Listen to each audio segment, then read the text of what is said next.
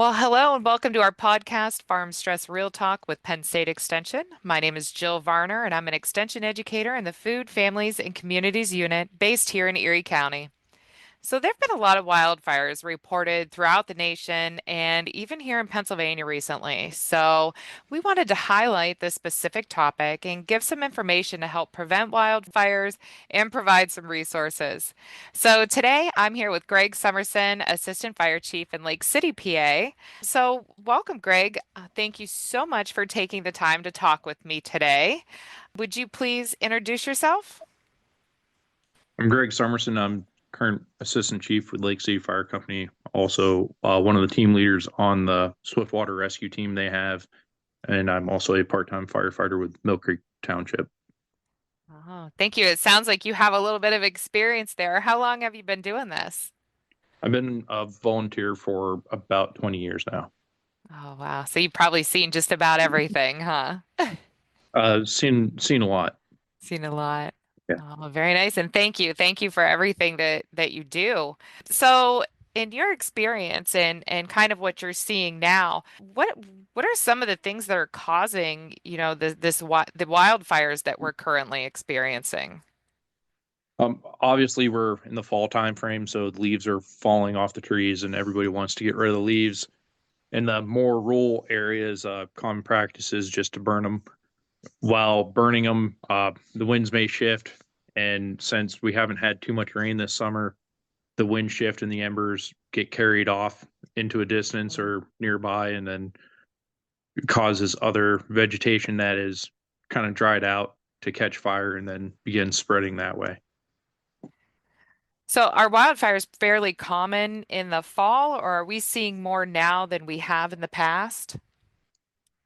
For our particular area of Pennsylvania, we normally see them like in the earlier springtime before Okay. it's everything starts growing, or during the fall time when it starts to everything starts to dry off. This past season, talking to some of the guys that are on the wildfire crews in Erie and Crawford County, they've been getting activated more often. It's more or less because we haven't had as much rain as we would normally do in Okay. previous years during the summertime. Okay. So just kind of all those factors together are just creating the perfect scenarios for wildfires. Yeah, there's never just one thing. It's normally a snowball effect of a couple different things that occur to make the conditions right. Okay. Well, so given we know the conditions are right now, are there any tips or prevention techniques that you might be able to offer to kind of help mitigate the fires that we're seeing? So currently we're under a fire ban, I think for another 7 days, that Okay. the Erie County executive put out. So you're not supposed to be burning at all when that's happening.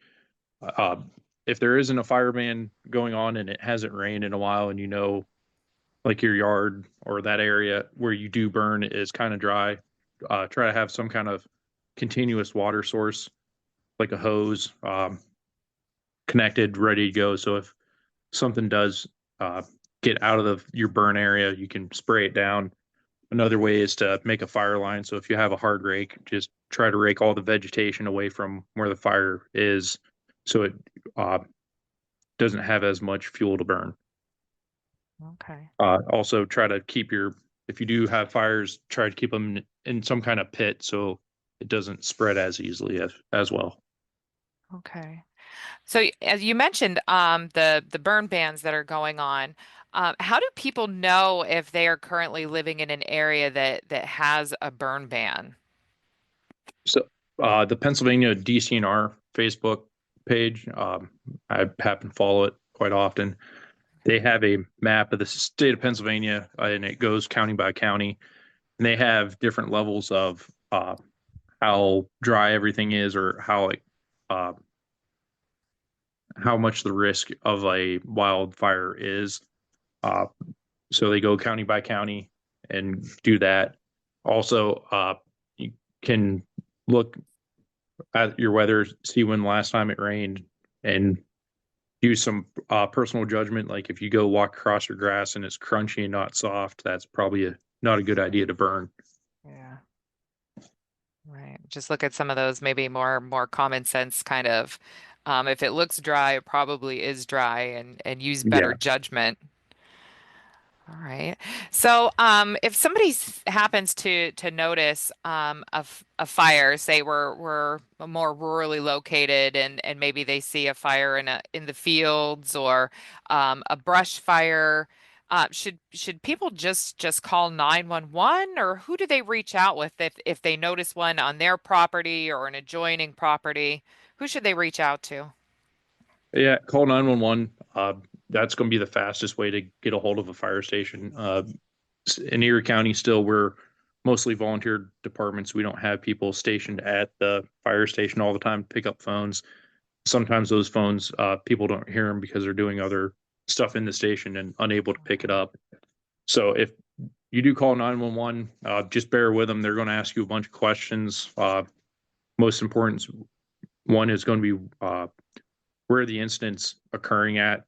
So if you don't know, just tell them that you don't know. They have the technology to figure out where you're calling from if you're calling from a cell phone, and then they can go from there. And just bear with them. It's a lengthy question and answer process, but while they're doing that, other dispatchers are dispatching the fire department to be able to send appropriate units out to you to mitigate the issue. Okay. All right. So definitely, if you notice a fire on your property or somebody else's property, call 911. That will absolutely be your quickest response.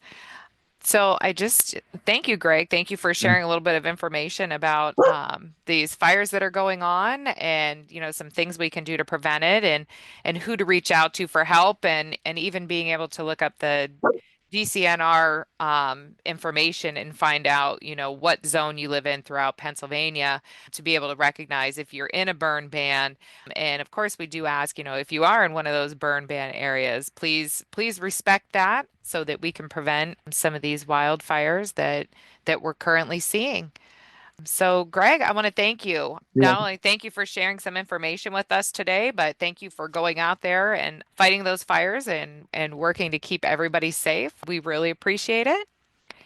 And to all of our listeners, please make sure you tune into future episodes where we're going to continue talking about some more information and hot topics and sharing resources that we have throughout our state of Pennsylvania.